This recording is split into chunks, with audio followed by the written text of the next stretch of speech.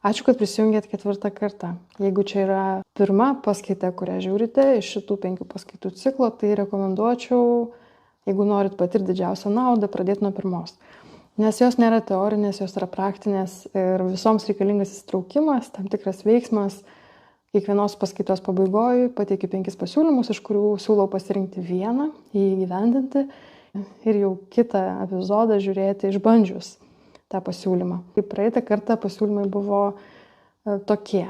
Pirmas pabandymas valgyti grožio akivaizdoj. Tas grožis gali būti, gražus žmogus, gražus paveikslas, gražus vaizdas pro langą, gražus medis. Gali būti kartais, kad to vaizdo nėra įspūdingo pro langą, bet pakeitimas vietos ir truputį atsitraukimas nuo tos bendros darbo erdvės, jis yra svarbus, nes aplinka mus labai smarkiai veikia. Kartais mes valgom maistą, kuris yra tinkamas, bet valgom jį įtampoj.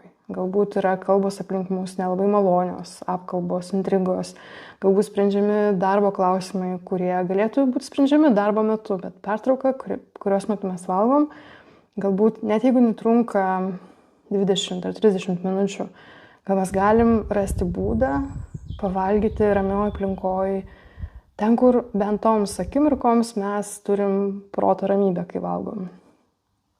Padėkojimas prieš valgį daro lygiai tą patys. Jis perveda mūsų sistemą nervų autonominę iš tos būsenos, kai mes esam įtampoj, į tą, kai mes galim ramiai valgyti ir virškinti, pasisavinti tą maistą.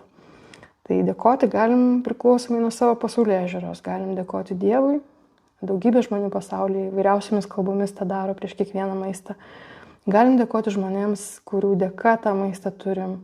Galim dėkoti savo, kad, pavyzdžiui, pasidarėm priešpiečius arba pietus ir atsinešėm į darbą.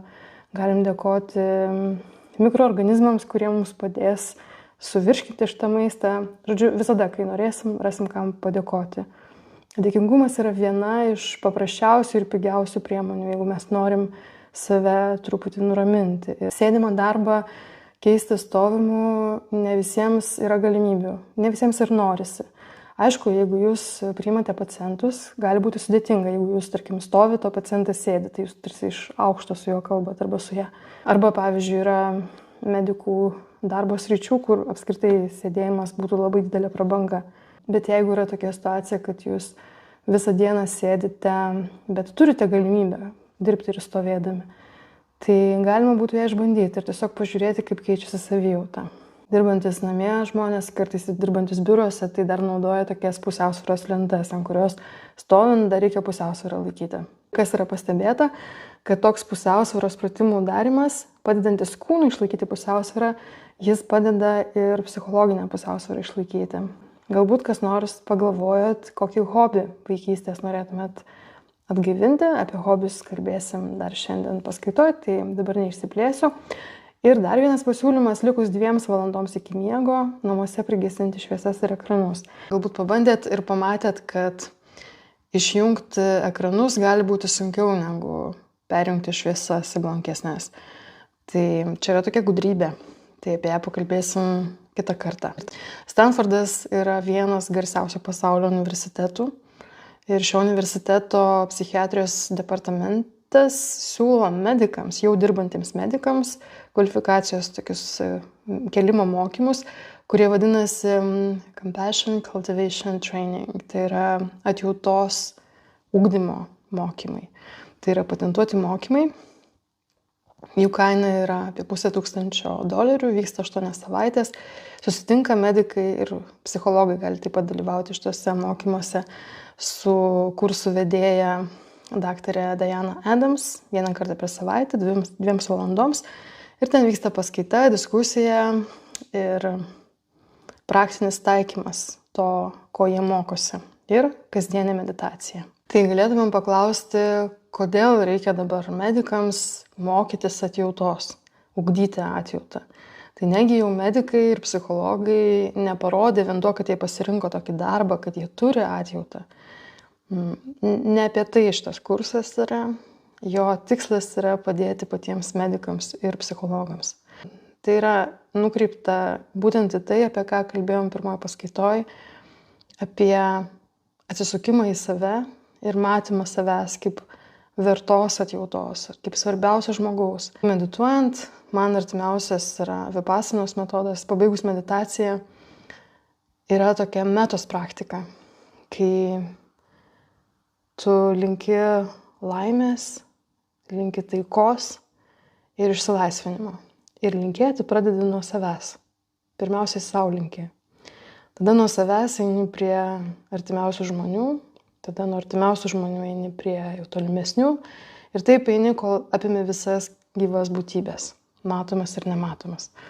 Tai vienos praktikos metu kažkas paklausė, tai kas tos nematomos būtybės, kokios nors vaiduokliai kokie nors, tai mokytojas sakė, tai bakterijos, virusai, pavyzdžiui, įtraukia ir juos. Tai šie mokymai būtent ir skirti medikams todėl, kad yra žinoma, kad jų darbo sąlygos yra sukeliančios didelį stresą, padidintą stresą. Ir tokiamis sąlygomis dirbantys žmonės, kurie ir pasirinko galbūt šitą darbą būtent dėl to, kad jaučia atjautą, gali būti labai smarkiai perdegę. Ir jiems būtinas yra sutvirtinimas atjautos savo. Siekima, kad į save atsisukęs ir medituoti išmokęs žmogus, jis susimažintų savo stresą, susimažintų galbūt nerimą, kurį jaučia, kad jo sveikata būtų paremiama, jo laimės jausmas, gerovės jausmas, asmeniniai santykiai. Taip pat, aišku, ir darbo kokybė nuo to gali tik tai pagerėti. Tai yra labai skirtingas požiūris nuo to, kad mes turim būti geri, ne? Mes turim būti geri, bet kaip žmogus gali būti geras ir atjautus, jeigu jam pačiam yra labai sunku, jeigu jis yra perdegęs, jeigu jam skauda, jeigu jis jaučia tuštumą viduj. Tai tas normatyvinis toksai reikia, turi būti, jis nieko nereiškia. Nėra to loginio ryšio tarp taip, kaip yra ir taip, kaip turi būti. Ne? Tai mes tik įtampą didesnę jaučiam. O atjautos praktika, įtraukiant save, pradedant nuo savęs, ji leidžia skleistis tai atjautai ir tada ta atjauta apima kitus. Tas atjautos plėtimas iš savęs yra kitas metodas, negu kartais galim išgirsti Lietuvoje, ar ne, kai medikams gali būti siūloma atsiriboti, kažkaip užsiauginti storą odą, nepaisyti ir taip save saugoti. Tai irgi yra strategija. Galite pabandyti, kuris būdas yra priimtinesnis ir kuris didesnę pilnatvę ir didesnį džiaugsmą gyvenimo ir pasitenkinimo darbus suteikia ir yra tvaresnis. Vienas iš dalykų, kurių mokosi medikai Stanfordo programoje šitoje, yra emocijų reguliavimas. Kad atjauta, prasidedanti nuo savęs, ką jinai leidžia daryti, tai jinai padeda mums atkreipti dėmesį į savo pačių emocijas ir jas reguliuoti. Kadangi čia nėra Stanfordo kursas ir aš pati nesu medikė ir nepatiriu tų sunkumų, kuriuos patiriat jūs, ir būtų galbūt pernelyg taip pasipūtėliška man sakyti, kad aš žinau, kokius sunkumus jūs patiriat ir kaip jūs turėtumėt juos įveikti ir kaip turėtumėt susireguliuoti savo emocijas, tai aš to nedarysiu. Aš papasakosiu jums apie 10 būdų, kuriuos praktikuoja, naudoja sėkmingi žmonės, milijonieriai. Ne tie, kurie vagia pinigus, bet tie, kurie juos savo protų ir pastangomis sugeneruoja įvairiais būdais. Ir sėkmingi tai ta prasme, kad jie yra ne tik turtingi, bet dar sugeba ir reikštis visuomenėje, dar turėti ir įvairias įdomias veiklas, rašyti knygas. Tai aš tiesiog pasidalinsiu labai koncentruotai 10 tų metodų, kuriuos jie naudoja. Ir man atrodo, kad kas bendra tarp šitų labai sėkmingų žmonių, labai turtingų žmonių ir medikų bendruomenės, tai yra, kad tiek ta grupė labai mažai turi laiko, vertina konkretumą, paprastumą, aiškumą ir pagrįstumą ir patiria didelį stresą. Tai jūs galite šitos dalykus klausydami pagalvoti, ar jie tinka jums. Tai pirmas dalykas, milijonieriai saugo savo rytą. Tai jeigu jūs kartais skaitot knygas, kurias parašo sėkmingi žmonės, kurie nori pasidalinti, kaip jie tapo sėkmingais, pastebėsit, kad dažnai jie mini, kad turi rytais tam tikrus veiksmus, kuriuos visada atlieka. Keliasi dažniausiai anksti, kai visi miega. Ir kartais tie ritualai, jie yra ganėtinai trumpi. Kelios minutės, net 10 minučių meditacijai arba tam tokiam peržvelgimui savo planų, tokiam plačiam, ne tai, ką aš darysiu šiandien, ką aš darysiu rytoj, bet apskritai tokiam pamatymui, kaip pasaulis dar miega ir ta energija tokia kylanti yra ryto. pamatyti, ko tu apskritai nori gyvenime, kaip tu įsivaizduoji, kaip galėtų būti geriausiai. Tas nuolatinis vizijos palaikymas, kaip tu norėtum, kad būtum, jis dideliai daliai sėkmingų žmonių yra būdingas. Ir ne tik milijonierių. Man labai yra įsiminęs vieno mano draugo senelio pasakymas, kad tu gali gyvenime daryti viską, ką nori. Tik svarbu labai ryte anksti pradėti daryti kiekvieną dieną. Ką mes rytais darysim, tai čia skirsis kiekvienam pagal savo pasaulėžiūrą ar pasaulėjautą. Daliai žmonių yra svarbu malda ryte, kad ir trumpa, labai veiksminga. Rašymas dienoraščio, keleto lapų, savo norų surašymas, planų surašymas, praeitos dienos įsivertinimas, pajutimas, ką tu padarėjai, yra irgi labai svarbus. Tiek žiūrėjimas į praeitį, tiek į ateitį. Kartais tie trumpi užrašai, jeigu jie daromi nuolatos, yra labai labai veiksmingi. Kvėpavimo pratimai. Man viena vertingiausių praktikų rytais yra meditacija. Bent 10 minučių. Visada, jeigu neturim laiko, galim galvoti, kad mes 10 minučių tai padarysim ir po to po 10 minučių mes nuspręsim, ar mes tęsim ir sėdėsim ilgiau, ar užteks tų 10 minučių. Dabar, kad išmoktumėm medituoti, mums nebereikia važiuoti į vienuolynus. Įmonės, kurios yra turtingesnės ir labiau rūpinasi darbuotojų sveikata ir gera savijauta, samdo meditacijos mokytojus, paskiria meditacijoms vietą darbe. Jeigu darbuotojai nori, jie gali eiti kelioms minutėms medituoti. Kodėl jie tai daro? Todėl, kad žino, kad tai yra veiksmingas būdas, norint pagerinti savijautą, ir gera darbuotojo savijauta, jinai garantuoja, kad tas darbuotojas geriau dirbs. Labai paprastas, savanaudiškas noras. Tai nežinau, ar jūsų įstaigose jau atėjo tokios mados ar ne, bet jeigu ne, tai vis tiek Lietuvoje išmokti medituoti nėra sunku. Iš to, ką esu Lietuvoje išbandžiusi, tai yra Zen centras Vilniuje, taip pat žinau, kad ir kitose miestuose yra bendruomenės, ten medituojantys žmonės labai geranoriškai gali padėti. Taip pat Vipasinos gana plati bendruomenė medituotojų yra Lietuvoje, vyksta atsiskyrimai. Daugybė yra meditacijos formų ir bet kuris norintis, manau, kad gali tikrai susirasti. Čia paminėjau keletą galimų ryto praktikų, bet jų gali būti įvairiausių. Ir paskyrė joms keletą minučių, kas tai bebūtų. Kvėpavimas, meditacija, rašymas, gal netgi jūsų mėgstamos knygos 10 puslapių skaitimas. Tai turės vertę visoje dienoje. Čia neturiu omeny kavos gerimo ritualo, kur galbūt jeigu tik tai iš karto atsikėlus, kai kortizolis yra aukštas, jeigu mes jį dar kartą kavą keliam, tai mes galim tik tai savo, nors tai gali būti įprotis ar ne, bet galim tik savo, kaip tik trikdyti savo cirkadinius ritmus dar labiau. Čia kalbu apie būtent tas praktikas, kurias galim pavadinti arba saviugdos, arba dvasinėmis, arba prasmės jausmą suteikiančiomis, kurios mus tarsi stipriau suriša su pasauliu ir leidžia mums truputį atidžiau pamatyti savo buvimą jame. Galbūt ta praktika bus 10 minučių pažiūrėjimo į saulėtekį pro langą. Galbūt, tarkim, situacija yra tokia, kad jūs gyvenate sovietinėme daugiabutyje, prieš kurį pastatytas naujas daugiabutis ir jūs ne tik saulės nematot, bet apskritai šviesos trūksta. Būna ir taip. Bet ką parodė mums karantinas? Kad apribojimai mūsų neriboja. Kad apribojimai kartais atskleidžia galimybės. Pavyzdžiui, pirmais karantino mėnesiais aš stengiausi labai drausmingai laikytis, neiti niekur, sėdėjau namuose. Namai tuo metu buvo mažas kambarys su balkonu, viskas. Tai ką aš darydavau, nebeatsimenu, kas mane to pamokė. Aš eidavau į balkoną, užsidėdavau ausines su vandenyno garsu, užsimerkdavau, būdavo gana šalta, aš būdavau su paltu tame balkone. Pavasario pradžioje, ten kovo, balandį. Ir pasėdėdavau 10 minučių užsimerkusi. Smegenys daro stebuklus. Tas vandenyno garsas ir tas šaltis padarydavo taip, kad aš praktiškai jausdavau tą vandenyną savo ant veido. Po to skaičiau, kad taip darė daugybė žmonių. Tai tos mūsų ryto praktikos, jos neturi būtinai būti kažkokios įspūdingai stulbinančios.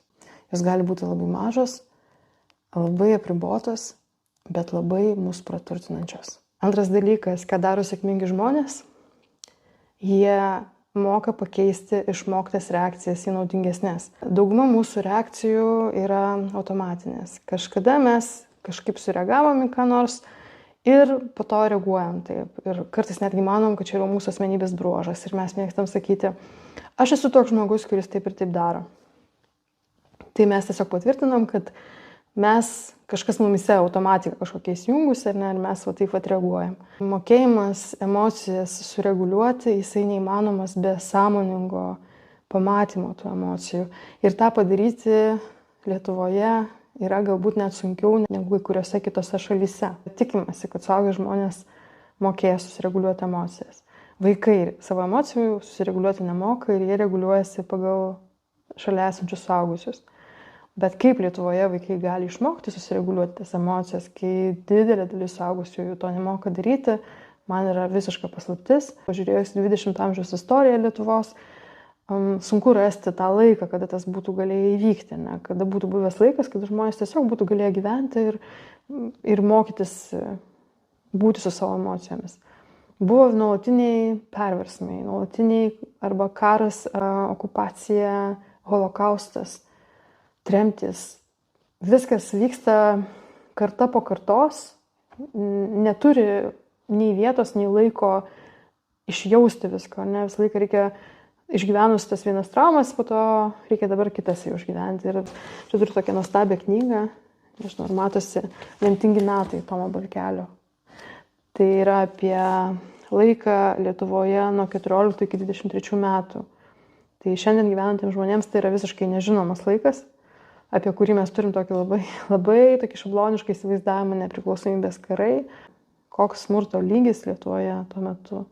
Ir kartos gimsta viena po kitos ir vis naujai kartai yra perduodamas tas nesureguliuotas buvimo su savim jausmas. Ar ne? Trauminės patirtis, kolektyvinės, kurios išgyventos ir asmeninės žmonių trauminės patirtis, jos užsikloja naujomis trauminėmis patirtimis.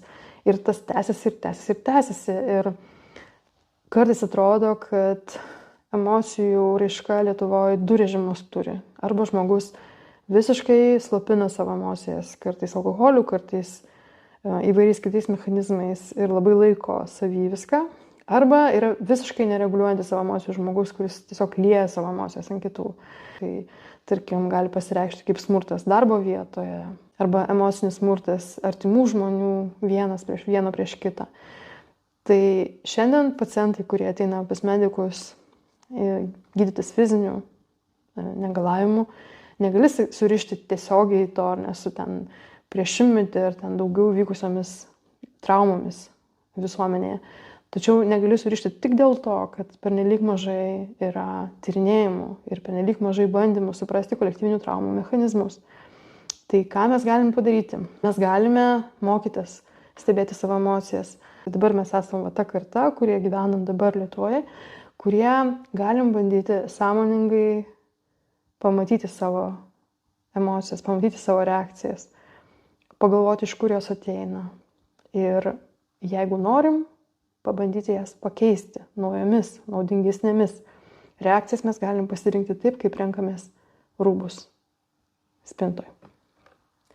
Jeigu sąmoningai tai darom. Tarkim, jeigu mūsų tipinė reakcija į sunkumus darbe, reaguoti taip, kad mes juos parsinešam namo ir tada sudedam viską savo artimiesiems arba savo draugams, visiems, kas mūsų klausosi, papasakojam, kaip mums buvo sunku ir kaip yra neįmanoma. Tai yra visai nuostabi reakcija, kuri evoliuciškai netgi gali būti atsekta. Kai mes kažką patyrę, turim papasakoti tai bendruomeniai. Mes negalim vieni tik savy viską laikyti. Labai sunku yra. Ir tas bendruomenė, jeigu tai dar aptaria, duoda grįžtamą reakciją, tai yra visiškai gali būti naudingas toks mechanizmas. Tačiau jeigu mes tai darome nuolatos, vis kartojam tą patį ir mūsų tie šalia esantys žmonės realiai nelabai gali ką nors mums naujo pasakyti arba kaip nors mums padėti, tik išklausyti, tai turi vertę. Ir yra tyrimų, pavyzdžiui, rodančių, kad moteris, kurios patiria emocinį smurtą namuose, sveikata yra geresnė tų moterų, kurios galėjo su kuo nors dalintis.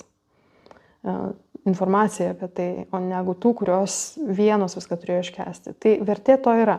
Tačiau galbūt yra kitų būdų, kuriais galėtumėm išveikti tas emocijas, kurias parsinešėm iš savo darbo. Tai galim pasižiūrėti, kas vyksta gamtoje. Tai, tarkim, yra didelė stresinė situacija. Labai stiprus vėjas, lietus, žaibai, perkūnai.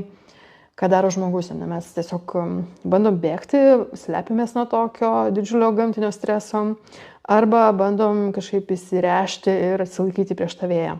Ką daro medžiai? Medžiai siūbuoja, jie linguoja, jie purtosi, kratosi ir bando prisitaikyti tame vėjyje, kad jų nenulaužtų. Tai tą patį mes galim daryti prie namo. Mums tiesiog reikia išsikratyti. Tas kratimas, jis netgi rankų, toks pakratimas, jau jisai leidžia mūsų kūnui truputį įtampą tą iš savęs išmesti. Jeigu mes galėtumėm truputį pašokti, nors per vieną dainą, kuri trunka 3-4 minutės, prie namo, tiesiog pasikratyti, užsidėti ausines, jeigu mes trukdom kitiems žmonėms savo garsią muziką. Jeigu mes pasižiūrėtumėm šokio istoriją vakarų pasaulyje, mes pamatytumėm, kaip keičiasi šokio būdai po didelių trauminių patirčių, kaip naujai gimusi karta užaugusi radikaliai pakeičia taip, kaip yra šokama. Ir kaip vis daugiau atsiranda to noro išsipurtyti, išsikratyti. Galim pasinaudoti tuo, tai nėra atsitiktinis dalykas. Tai tie nauji šokiai, kurie dažnai vyresnėms kartoms atrodydavo labai baisus, tai jie ir yra būdas naujai gimusios kartos, kuriai buvo perduotos tos kolektyvinės traumos neišveiktos, bandymas tos naujos kartos jas dirbti su jomis, kūno pagalba. Tai mes galim irgi tą išbandyti. Tai trečias dalykas, ką daro sėkmingi žmonės, jie dalinasi patirtim, jie pasakoja kitiem, moko kitus, parašo knygas, duoda interviu. Tai kai rašom tuos norų sąrašus, ko aš norėčiau, kaip aš norėčiau, kad būtų, tai mes pratinam savo protą eiti tais naujais keliais ir ieškoti tų sprendimų. Ir galbūt tas ieškojimas tų sprendimų neliks tik tai mums patiems, bet mes juos kam nors pradėsim ir siūlyti. Tarkim, jūs esate pozicijoje, kai interviu jūsų dar niekas neprašo. Jūs galite įsivaizduoti, kad duodate tą interviu. Jūs tapote savo įstaigos vadovu arba vadovė. Kokie bus jūsų pirmieji veiksmai kaip naujo vadovo. Arba galite įsivaizduoti, aš atėjau prašyti jūsų interviu kaip naujos sveikatos apsaugos ministrės. Ir klausiu, kokie bus jūsų pirmieji žingsniai, siekiant, kad Lietuvos medikų savijauta pagerėtų. Tai visa tai gali atrodyti kaip žaidimas ir gali kilti klausimas, ar čia reikia gaišti laiką. Žaidimas atpalaiduoja mūsų kūrybinės galės. Viskas padeda, kas leidžia mums nenugrimsti į pelkę, kas sukuria tam tikrą judėjimą mūsų mintyse, tai kuria naują atsaką į stresą, o tai ir yra mūsų tikslas. Ketvirtas dalykas, ką daro labai turtingi žmonės, tai jie pradeda žaisti golfą. Golfas yra labai naudingas turtingiems žmonėms, nes suteikia progą pavaikščioti, galima taip ramiai pabūti. Galima golfą žaisti su žmonėmis, kurie yra naudingi, su jais ta proga pasikalbėti neformalioje aplinkoje. Pabuvimas tarsi tokio gamtoje, kur yra labai sukontroliuota. O kas yra supergolfas? Supergolfas tai yra veikla, kuri labai panaši į golfą. Daugiau laisvumo. Tai yra dar mažiau reglamentuota veikla. Tai yra vaikščiojimas. Golfas ir vaikščiojimas turi labai panašų poveikį žmonėms. Tik tai vaikštant dar nėra būtina turėti brangiai kainuojančios įrangos. Nereikia turėti prabangaus golfo aikštyno, galima naudotis viešomis erdvėmis.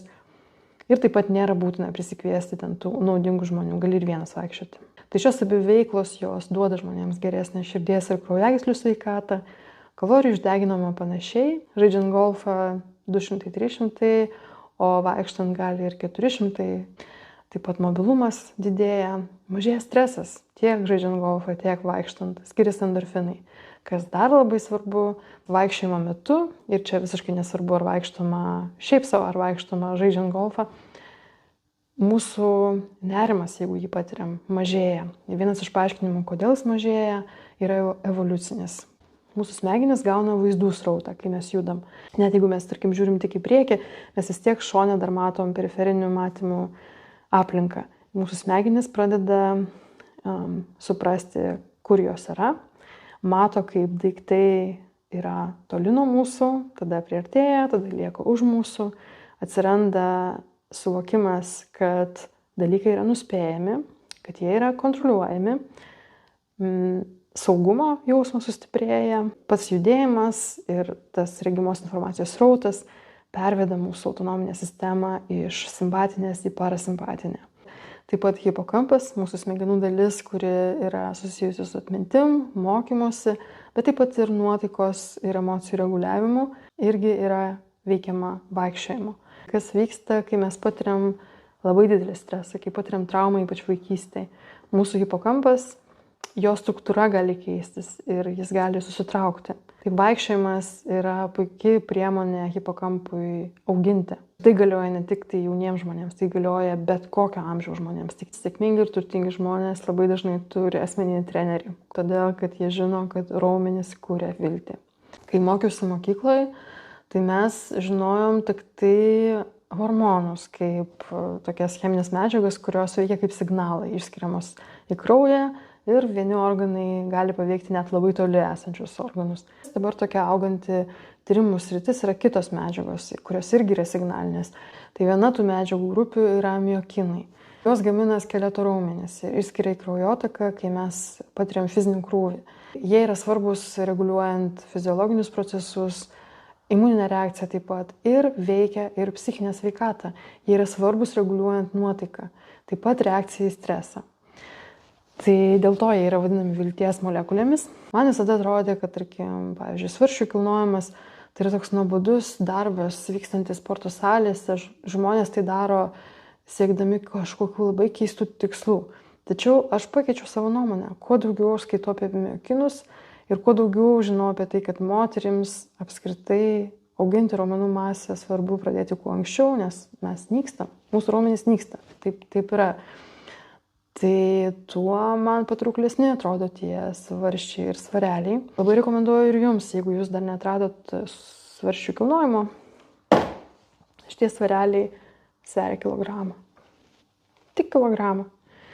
Tai netgi nebūtina pirkti kažkokių plastikinių svarelių, galima prisipilti į butelį stiklinį, kokių nors pupų arba žirnių.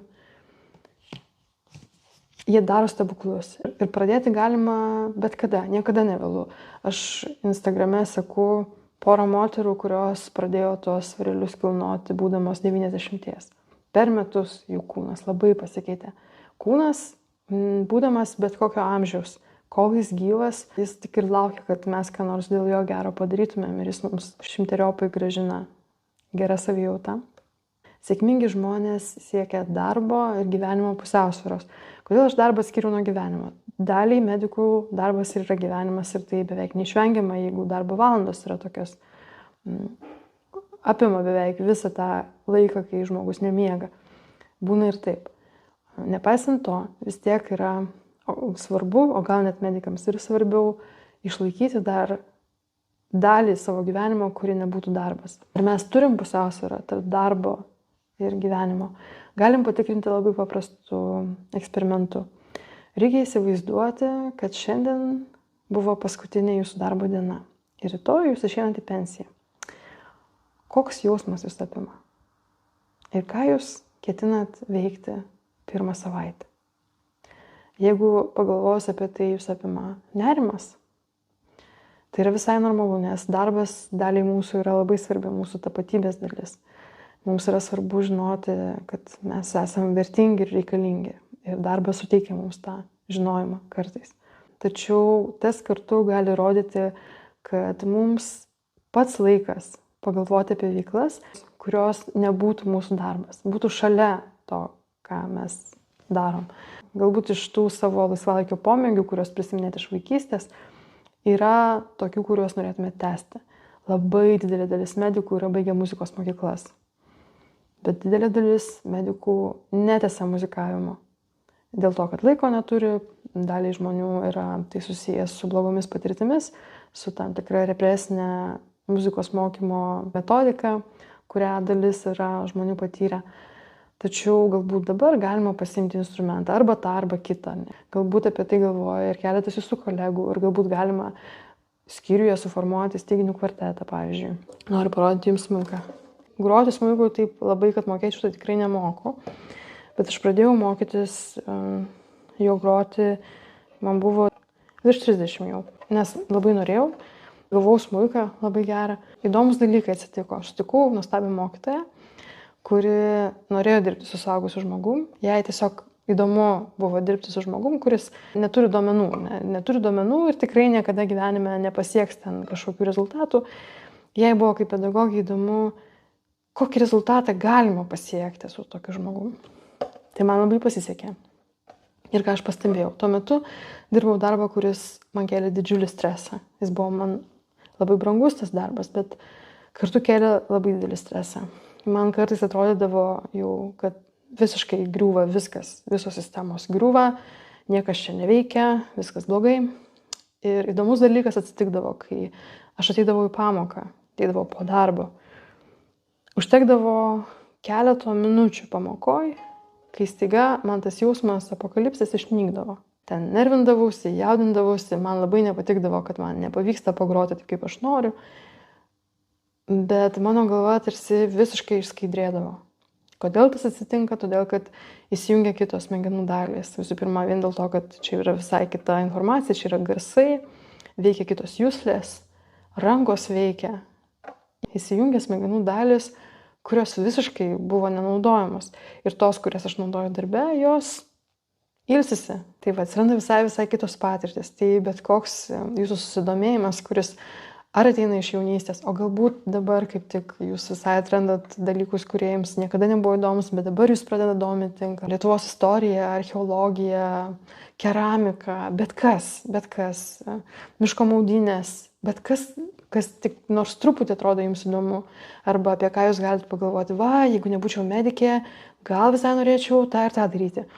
Tai paskirkite tam nors truputį laiko. Dar yra labai svarbu, kad tos veiklos, kai mes pradedame jas daryti, ypač jeigu jos yra visiškai naujos, jos mus atveda į tą pradedančiąją būseną. Kaip medikai, jūs beveik neturite teisės jausis pradedančiaisiais. Iš jūsų labai dažnai reikalaujama labai didelės atsakomybės, žinojimo, kažkokių prognozių, diagnozių, absoliučios tiesos. Reikalaujama būti tokiais super žmonėmis. Bet jeigu jūs pradedat kažkokią veiklą, kuri jums yra nauja ir jūs esat pradedantysis, pradedančioji, tai nieko blogesnio negu apsijuokimas ten įvykti negali.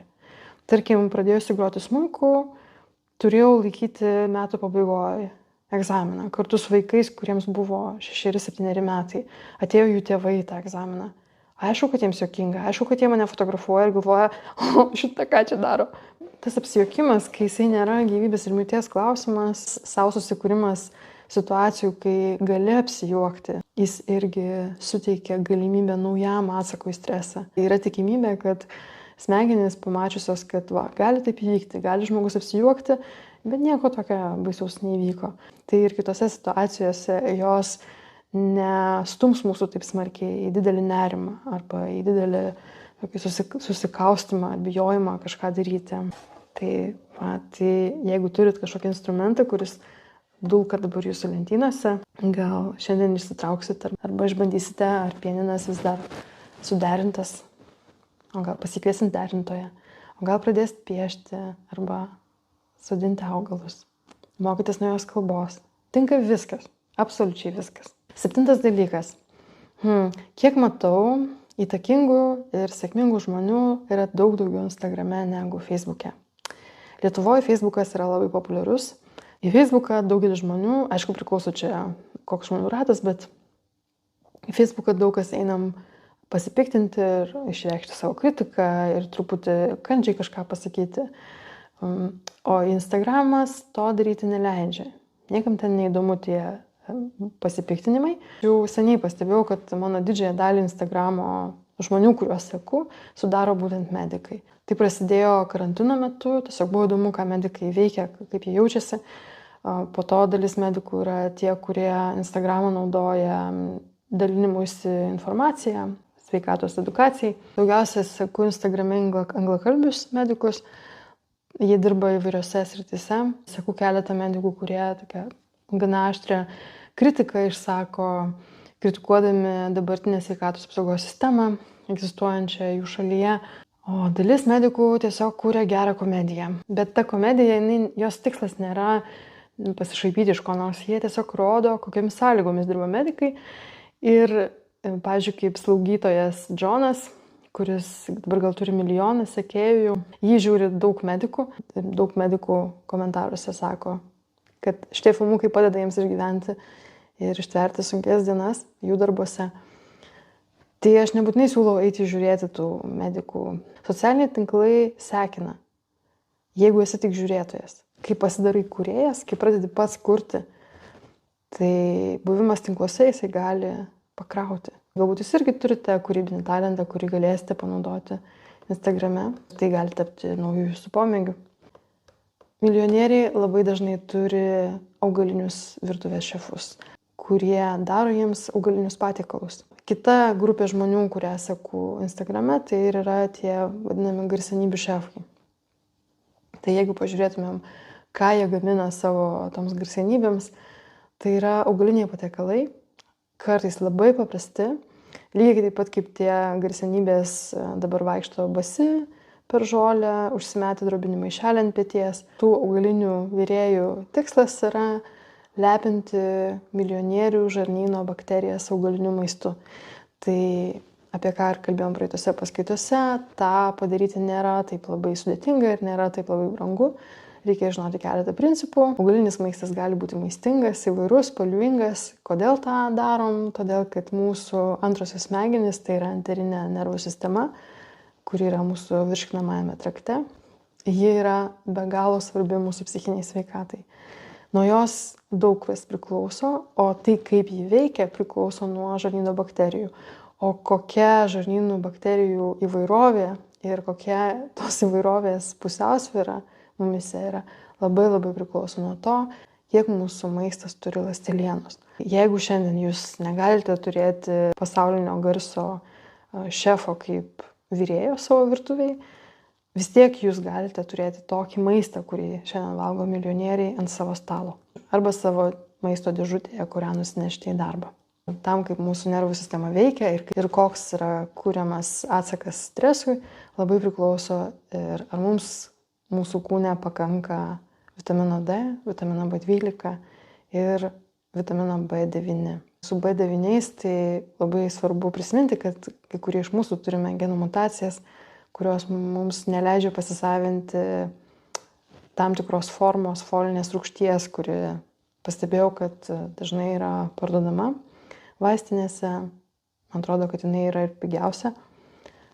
Tai ta neaktyvi jos forma, ji dėl genų mutacijos, kurią turi gana didelė dalis žmonių, negali būti aktyvuota kūne. Dėl to yra svarbu, kokį tą vitaminą B9 vartojam, jeigu jo mums trūksta. Bet čia turiu omeny, kai vartojam kaip papildą. O labai svarbu nepamiršti, kad augalai taip pat yra geras foliatų šaltinis. Žalialapiai, taip pat ankštiniai. Dar svarbu yra ir kartumynai. Tai karčiosios medžiagos esančios augaluose gali turėti poveikį teigiamą mūsų nervų sistemai. Bet čia svarbu, aišku, kiekis, svarbu neperdozuoti tų karčių dalykų. Ir konkrečių produktų rekomenduoti negaliu, nematydama žmogaus, bet kartais mūsų kūnas mes pajuntam, kad mes norim kažko kartaus stresiniai situacijai. Priklauso nuo žmogaus, dalį žmonių kartumo jausmas yra daug stipresnis dalykų, tai reikia atsižvelgti. Kartumynai gali būti palankus mūsų nervų sistemai ir mūsų atsakui į stresą. Yra pasaulio virtuvių, kur visada yra laikoma pusiausvyra tarp skonių, skonių dermė kuriama. Ir kartu skonis jisai irgi bus tarp kelių patiekalų, kurie bus ant stalo, kurie bus valgomi vienu metu, bus ir kartumas. Ir paskutinis 10 dalykas. Sėkmingi ir turtingi žmonės žino, kas yra tikroji prabanga šiandien. Tai jeigu nueisite į socialinius tinklus ir ieškosite, kaip gyvena garsus ir turtingi žmonės, arba kaip gyvena super turtingos įmonės, ką jos kuria savo darbuotojams, tai pamatysite, kad daržas yra būtinas prabangos elementas, bent kelios lysvės. Kodėl tai yra prabanga? Todėl, kad tai yra ne tik maisto nepriklausomybė, kad tu gali būti garantuotas, kad tavo maistas yra tau saugus, tačiau tai yra ir didesnis fizinis aktyvumas ir geresnė emocinė sveikata esant šalia augalų, stebint jų augimą. Ten yra tas posakis, ar ne, jeigu tu nori jaustis valdantis pasaulį, užaugink iš sėklos pomidorą ir turėsi tą jausmą. Tas bejėgystės jausmas, kuris kartais ištinka dėl to, kas vyksta pasaulyje, dėl to, kas vyksta aplink mus, dėl skausmo, kurį mes matom kasdien, jis negali būti ištirpdytas, bet atsvarą tam galime sąmoningai kurti. Taip pat daržas stiprina ir mūsų imuninę sveikatą, gerina bendravimą su žmonėmis ir leidžia mums žaisti. Tas žaidimo elementas jis labai yra svarbus, nes žmogui kaip ir judėti būtina, taip ir žaisti yra būtina. Tačiau jeigu mes įeinam į tą vaidmenį suaugusio žmogaus, ypač atsakingą darbą dirbančio žmogaus, mes kartais nebeturim progų tam žaidimui. Nebent turim vaikus ir galim su jais žaisti, arba turim anūkus. Daržas yra dar viena galimybė žaisti.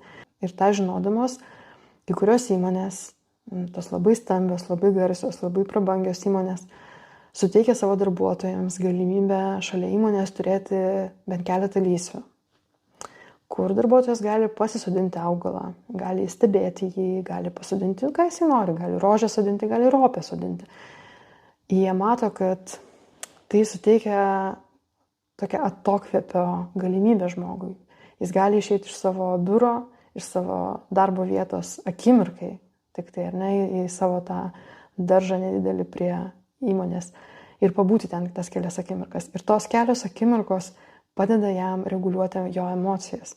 Įmonės, aišku, tai daro savanaudiškai. Joms yra geriau, kai darbuotojas reguliuoja savo emocijas, ar ne? Tada ir santykiai tarp darbuotojų yra geresni, ir pačių darbuotojų darbingumas yra geresnis, ir tada efektyviau įmonė veikia. Nežinau, ar jūs turite galimybę turėti savo daržą. Ar galima jį sukurti vietoje, tarkim, vejos, kur dabar yra pasėta. Galbūt jūs turite daržą, kuris yra toli ir iki jo ne visada galite nuvažiuoti. Galbūt galima daržą kurti prie įstaigos. Galbūt jūsų įstaigos vadovai susidomėtų šitą idėją ir šitą tendenciją, kad pažangios įmonės, pažangios įstaigos šiais laikais kuria daržus šalia pastato įstaigos, kad darbuotojas bet kada galėtų išeiti į lauką ir pasižiūrėti į savo augalus. Jeigu, tarkim, nėra tokių galimybių arba tokie planai nesvarstomi, galbūt galima kolektyviniu būdu per profesinę sąjungą ieškoti sprendimų, kaip galėtų medikai, tie, kurie nori, turėti galimybę turėti daržą. Aš kiekvieną kartą, kai girdžiu, kalbant apie kažkokias programas, sveikatinimo ar sveikatinimo švietimo, man atrodo, žmonės yra protingi, žmonės žino, ką jie turėtų padaryti, kad jie jaustųsi geriau. Galbūt kartais tas galimybių suteikimas žmonėms ir mums galimybių suteikimas savo ir yra ta grandis, kurios trūksta, kad mes gerai jaustumėmės. Tai bet koks sukūrimas papildomas galimybės savo geriau jaustis, jis tikrai duos gerą rezultatą.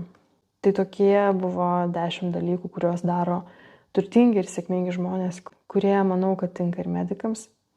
O dabar 5 pasiūlymai kitam kartui. Prisiminti, kad jūs esate svarbiausias žmogus ir atgaivinti vieną vaikystės hobį. Jeigu praeitą kartą prisiminėt jį, tai dabar vieną, kurį nors pabandykite atgaivinti. Kitas pasiūlymas būtų pamedituoti kas ryt 10 minučių 5 dienas. Jeigu nežinote, kaip medituoti, galite parašyti man, aš atsiųsiu vieną mokytojo pamoką, bet tikriausiai rasite internete ir taip. Kitas pasiūlymas būtų šokti kasdien 3 arba 4 minutės. Kodėl 3 arba 4? Tai dažniausiai daina tiek trunka, 3 arba 4. Ketvirtas pasiūlymas būtų miegoti visiškai tamsiam kambarį. Ypač tiem žmonėms yra svarbu, kurie turi tokias užuolaidas, pro kurias vis tiek prasiveržia šviesos, ypač miesto šviesos.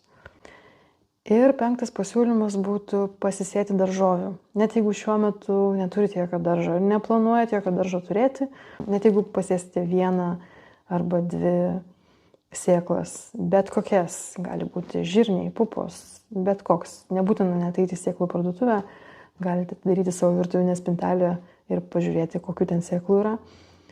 Tiesiog pasisėti. Taip pat galite ir, aišku, nusipirkti sėklų ir pasisėti daržovių rimčiau galbūt į tos daiginimo indėlius. Tai toks būtų 5 pasiūlymas, iki kito 5 karto.